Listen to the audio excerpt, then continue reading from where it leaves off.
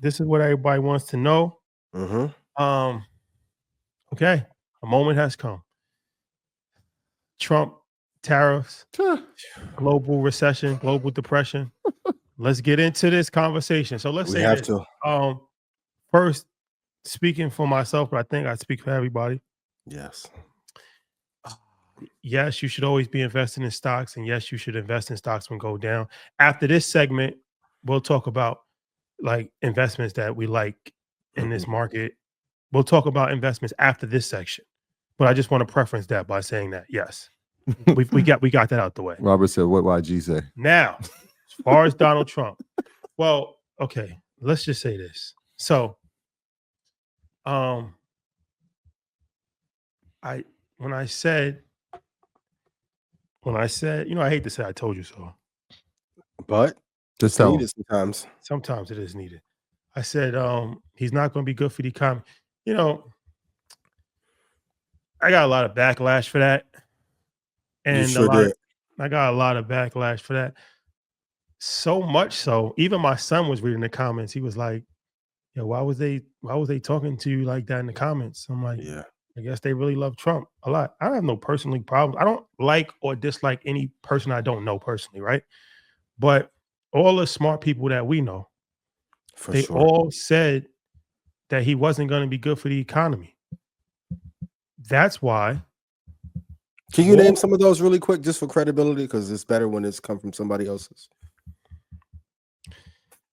Well, let's leave them anonymous because I don't want them to get in trouble because But everybody said that he was going to be bad for the economy. The majority of CEOs were not backing him.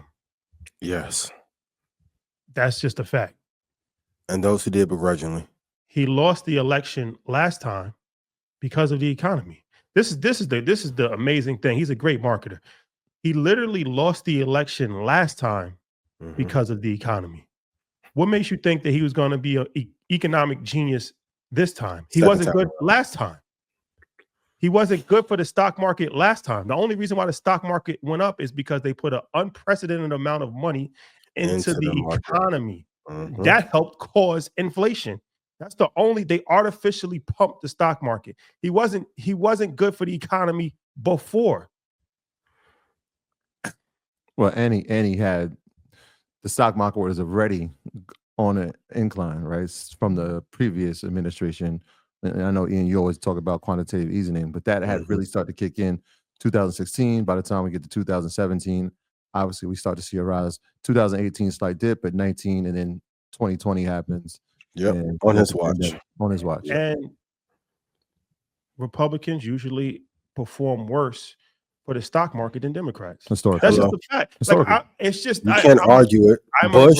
I'm a registered independent. Yes, but the facts are the facts, right? I personally lived two recessions in my lifetime. They did change the rules last time, but officially on the record in Guinness books, the first one was on George W. Bush's watch. The second one was on Trump's watch. It was a short one, but it was on Trump's watch. And we're headed into a third one under Trump's watch. What do they have in common? This is a non-debatable fact, right? So it's a historical trend. This is just a historical trend. Yeah, that's not an opinion. Yep. And then the crazy thing about it, and like I always say, you can't do a good deal with a bad person. Yeah.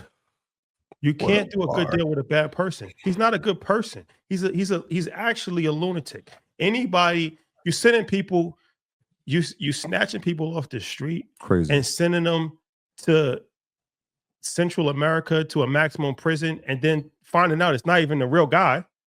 My bad. You watched 60 and then they not even gonna let him back in the country, which is insane. That was like, yeah, bro. Like you tweaking at 12 o'clock in the night and just tweeting anything. You cursing people out randomly. Like, he has no decor. He has no coof. He's the first president in American history that lost and didn't even come to the inauguration. He went golfing. Not a good person. You can't do a good deal with a bad person. So now you have Bill Ackman saying, oh, like, you're an idiot because you publicly endorsed him. You championed this shit. Now you're under pressure because you've lost billions of dollars for your investor, and you're saying, oh, he went too far. You got Jim Cramer on CNBC crying, talking about this isn't what we signed up for. What'd you sign up for? You got the dude from Barstool saying I'm down 20 million. A light 20, boy. Like, what did you think? Adam 22 going out of business. What we told you it was gonna happen. Can you address the rumor that you were supporting Trump? And I'm like, where's the clip? He went crazy on the night of the election. As a fact, we had blackout, and it was a whole 20-minute rant. But the thing about it is this, okay. You left the Willy Wonka $5 million voucher. I mean, I could do a variety of different things, but okay. Now this tariffs thing, right? This is my opinion. This is just my opinion. It's a stupid idea. That's why I said 3 months ago it's not going to work. And this is the crazy thing about the psychology of a lot of people. Like, you know what I mean? Like, okay, well, America's been getting ripped off. America literally has been built on ripping people off. For sure. We started a whole inception. You know, we started civil wars in Central America over bananas. Yes. Literally. The Republic. Thousands of people killed because we wanted to prop up dictators to make sure that we could continue to exploit banana farms. Let's not even talk about what we've done in Africa. Oh, yeah. America was built on exploitation. We're not getting taken advantage of. Like, when you're too greedy, you're gonna end up losing. That's a life lesson. Yeah. Don't exceed the limits. Like, we have the highest GDP in the world. We have the highest household income in the world. We're the wealthiest nation in the history of the world. Can we improve on a couple things? For sure, nothing is ever perfect, but we are already in first place. Yeah. When you try to be too greedy, you end up losing. We've been exploiting the world for at least 150 years, right? Minimum. That's how we became the world power that we are now. Wars in Colombia over those assets. Narrative that we are getting taken advantage of. That's the real delusion of white supremacy. You're trying to spin a narrative that we're victims. We're not victims, literally. Can you renegotiate trade deals? Yes, but you got to do it intelligently, one at a time. You don't do it in the manner that it was done. Every single intelligent economist said that this is probably the worst decision in 95 years. So will the stock market come back? Yes. So if everybody's saying like, oh, well, this is a good opportunity to buy the dip, well, sometimes in life is bigger than just an opportunity to make money, because when every single thing in the economy goes up, that's not helpful for anybody. It's going to be a lot of pain. Like, yeah, we're going to be okay, but the person that's making $45,000, they're going to feel a lot of pain. Hurt. You got to have some level of empathy for these people. They're not going to be able to survive when their iPhone goes up to $2,000. Like, you don't understand that people in recessions, suicide rates go up when it's recessions. You don't understand that. You don't understand that people lose their homes during recessions. They have nowhere to. Domestic violence goes up. You got children that's going to be homeless. Like, it's a little bit bigger than just making money in the stock market. We're going to tell you how to make money in the stock market, but you have to have some level of intelligence and empathy and humanity. The way he's going about this is completely irresponsible, and it's a self-inflicted gunshot wound. Didn't even need to happen. Sometimes in life, you just get into a recession and it just has to happen. This didn't need to happen. He's literally crashing the market for no reason. That's why Jim Cramer was like, I feel disappointed. That's why Einstein of Wall Street was like, this is a self-inflicted gunshot wound. Like, this is literally probably one of the most irresponsible things of all time. And even Elon Musk is going against it. He went too far. His best friend who actually got him in office is saying like, these guys are idiots.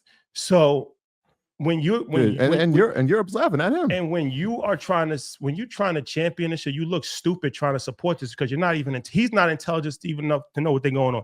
You got people from the University of Pennsylvania saying like there's no rhyme or reason to this tariffs. And I got to deal with somebody on social media who has never traded a stock before saying, well, no, this is chess move. This is chess, not checkers. It's not chess. No, or this formula makes perfect sense. It makes no sense. And the last thing I'm going to say about this is that he's doing tremendous harm to the brand of America. America will no longer be the #1 country in the world. We know that's going to happen. China is going to take over that mantle very shortly. All he's doing is just accelerating that. We already have a problem with our education system in America. And now all he's doing is just making it easier for China. Every country that's mad at us, they just run into China. You're going to see Mexico. You're going to see Canada. You're going to see all of our top trade partners signing deals with China. China is taking advantage of this situation.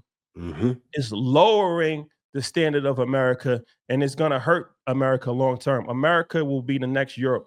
In 50 years, America is going to be like Europe. a past relic of greatness. Yeah. People's going to come and just look at like the Hollywood book of like the stars and say, oh, that was a place that was pretty cool. We're not going to be a third world country, but we'll be like France or we'll be like Great Britain. We don't really matter in the grand scheme of things. This is China's century. He's accelerating that. And a lot of you guys are helping it because you champion this dumb shit. And you should be ashamed of yourself because you're not going to benefit from it. That's the sad thing about it. Like you're like you're not long term, you're not going to benefit from it. Okay. I appreciate it. Like you cooked.